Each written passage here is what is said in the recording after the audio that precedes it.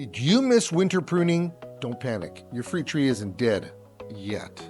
Right now, your tree is leafing out, maybe even blooming. And if you made the wrong move, you'll shock it into skipping fruit for an entire season. But if you do these 5 things right now in the right order, that tree goes from scraggly survivor to a fruit-producing machine. We're talking suckers, surface roots, soil, deep watering, and a fertilizer trick so simple, it's embarrassing. I help homeowners, serious gardeners, and businesses fix plant, lawn, and landscaping problems using professional horticulture and contractor-tested methods without wasting money on gimmicks. Stick around. This one's going to save your tree. Hit like and subscribe so you never miss a fix. Okay, today we're going to be talking about something that's really important for this time of the year because, as you can see, we have a plant that is starting to bloom out. In fact, many of the fruit trees have started to bloom out if they haven't already bloomed out, and they're starting to set fruit.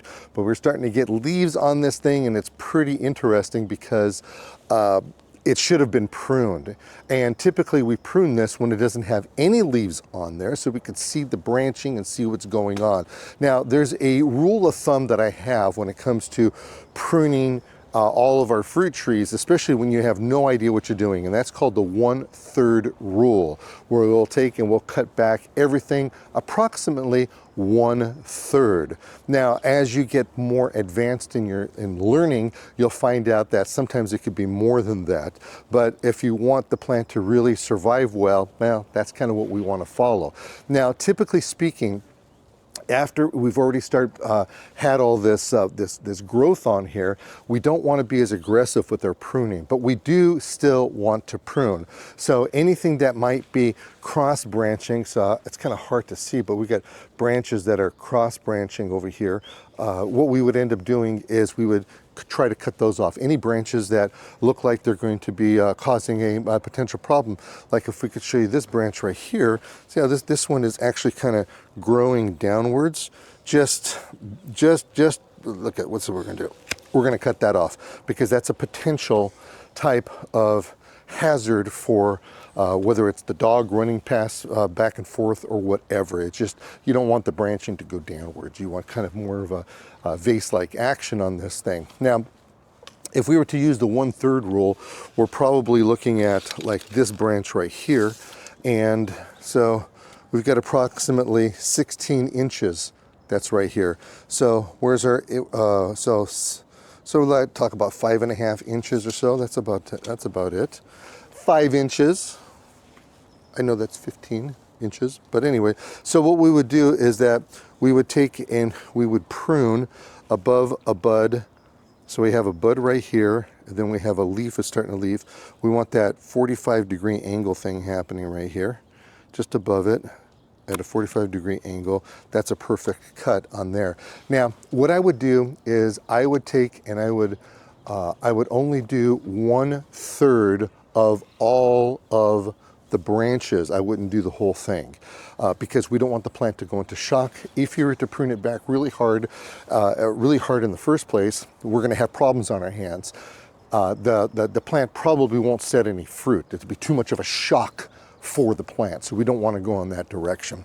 So another thing that's is a shock for the plant are suckers. Now, on this particular plant, we've already done a lot of our sucker cutting. We have some more suckers that are starting to come up, and that's just the nature of the game. But let me show you up here on this apple tree what I'm talking about. It is it's a plant that, well, this didn't get pruned either.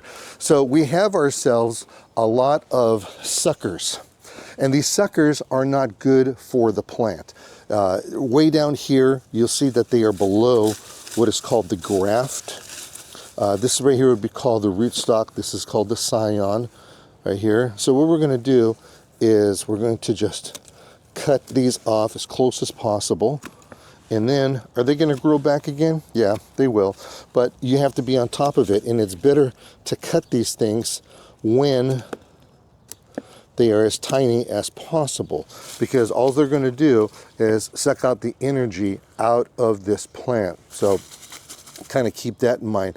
Now, there is a way to chemically treat this if you want to get into chemicals. And the thing that we want to do is understand that when you start messing around with chemicals, you're not growing organically any longer. You can take and you can spray a sucker stop, which is nothing more than a plant or a rooting plant growth regulator, PGR they call it. And the PGR is going to suppress it, not necessarily stop it 100%, but sure slow it down. All right, so that is number 2. So first we got the pruning, and the second thing that we have over here is we have the suckers that we already showed you. Now let's do something that's it's actually pretty radical, and you may or may not know that this could be done.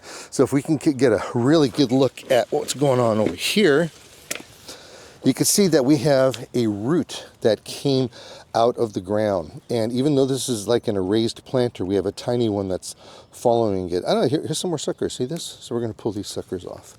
Just get them off. All right, we're good. So now what we want to do is we want to expose this root as best as possible, because the root, technically, when it gets to be the thickness of a pencil or bigger, it is designed no more than to add stability to the plant. We don't need to add any more stability to this plant. It's not a huge tree. It's not going to be falling down. It's not going to be a problem. But we do want to remove this. And by the way, you can do this with any kind of root that is sticking above the ground.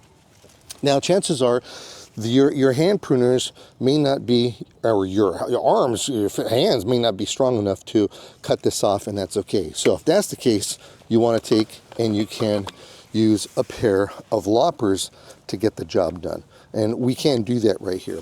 But I wanted to show you that we could actually do it with some big time materials here. So here we have ourselves a chainsaw. This is a battery operated chainsaw. I got to tell you, it's one of the best things that I have in my arsenal. We've got a battery.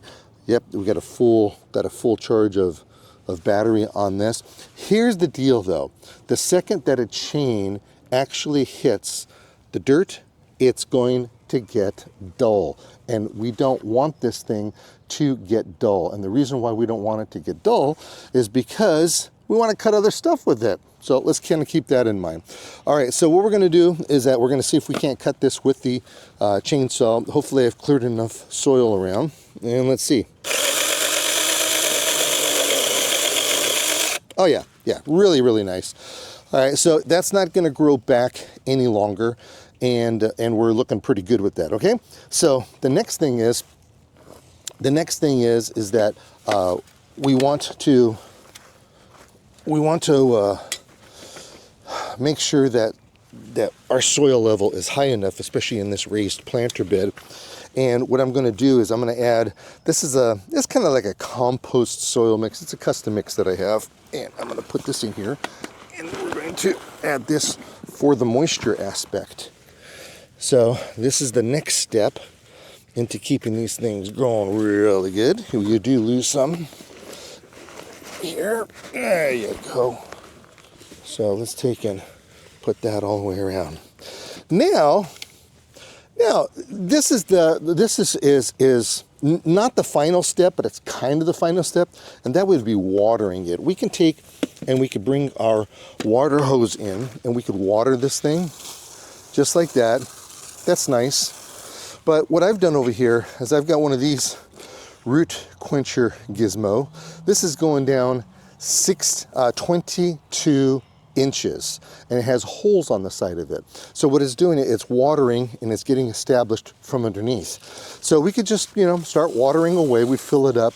Or what I want to do is, because I've done pruning on here, I've gotten rid of these suckers. I do have a little bit of aphids. By the way, that's going to be a problem for these trees too. Any kind of new growth, an aphid problem, just take some water and wash them off. That'll be all right. Release some ladybugs and you're going to be okay with it as well. But here I have some dramatic organic fertilizer. The packaging on this is their old packaging. I have some new ones around, but we're going to use the old ones instead right now.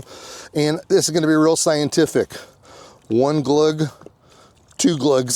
That's all you're going to do. You're not going to burn the roots or anything, but you do have to make sure that you take and you do water it. What happened over here? All right, we're gonna add some water to this. Let's see here. Yeah, that's the way to do that. Something happened to my water. Well, it's coming out. So we'll take, this will end up filling up. And then if you have an automatic sprinkler system, you can actually hook up an automatic sprinkler system right to this. Look at this. There's a gizmo right here that you could add a system to, whether it's a drip line or whether it's a sprinkler system, or hook your hose up to it. I choose to do it this way because it's just, for me, it's just a whole lot easier. Anyway, so there you have it. You have all of the absolute most amazing things that you can do right now to make sure that this tree gets catapulted into the world of fruiting, staying healthy.